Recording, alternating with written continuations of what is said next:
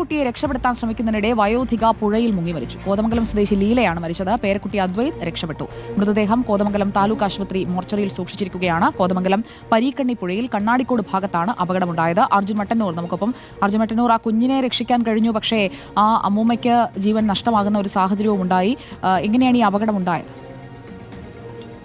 സുജയ, 56 വയസ്സുള്ള ലീല 11 വയസ്സുള്ള പേരക്കുട്ടിയായ അദ്വൈതിനൊപ്പം പരീക്കണ്ണി പുഴയിൽ കുളിക്കാൻ വേണ്ടി വന്നതായിരുന്നു. അതിനിടയിലാണ് 11 വയസ്സുള്ള അദ്വൈത് ഈ പുഴയിലേക്ക് കാലുതെറ്റി വീഴുന്നതും ഒഴുക്കിൽപ്പെടുന്നതും. ഇത് കണ്ട ഉടൻ തന്നെ ലീല അദ്വൈതിനെ രക്ഷിക്കാൻ വേണ്ടി പുഴയിലേക്ക് ചാടുകയായിരുന്നു. എന്നാൽ ഏതാണ്ട് 10 മീറ്റർ അകലെയുള്ള ഒരു കമ്പിൽ അദ്വൈതിന് പിടിക്കാൻ കിട്ടി. അതുകൊണ്ട് തന്നെ അദ്വൈത് ഒഴുക്കിൽ നിന്ന് രക്ഷപ്പെടുകയും ചെയ്തു. പക്ഷേ ലീല ഒഴുക്കിൽപ്പെടുകയായിരുന്നു. പിന്നീട് പുഴയിൽ മുങ്ങി അത്തരത്തിൽ മരിച്ച ലീലയെ ഏതാണ്ട് 1/2 കിലോമീറ്ററോളം ദൂരെ പുഴയിൽ താഴെ ഭാഗത്തു നിന്നാണ് കണ്ടെത്തിയത്. പിന്നീട് മൃതദേഹം പുറത്തേക്കെടുത്തു. ഇപ്പോൾ കോതമംഗലം താലൂക്ക് ആശുപത്രിയിൽ സൂക്ഷിച്ചിരിക്കുകയാണ്.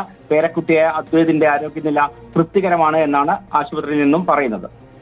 ഓക്കെ, വിവരങ്ങൾ നൽകിയത് അർജുൻ മട്ടന്നൂരാണ്.